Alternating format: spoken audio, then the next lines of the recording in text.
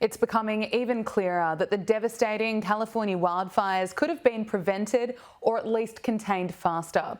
Former fire chiefs have told the LA Times that the LA Fire Department could have sent at least 10 additional engines to the Palisades before the fire.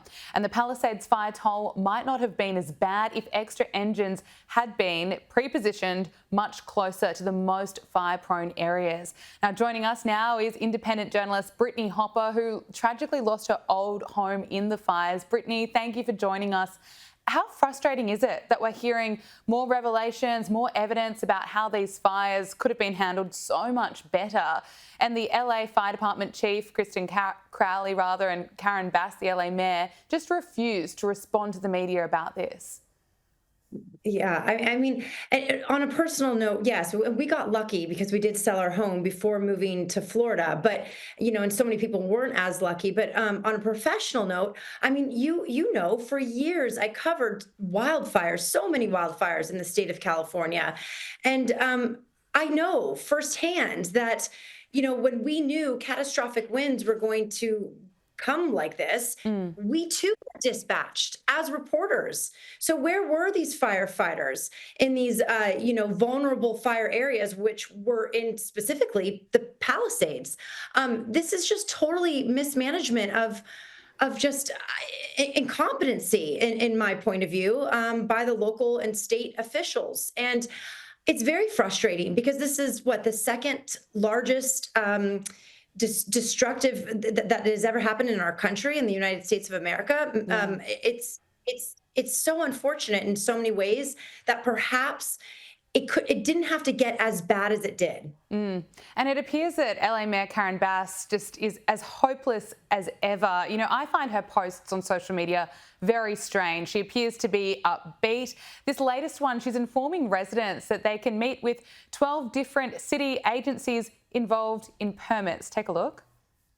In front of the city's one-stop rebuilding center for all of those Palisadians that lost their homes in the tragic fires. We want you to stay.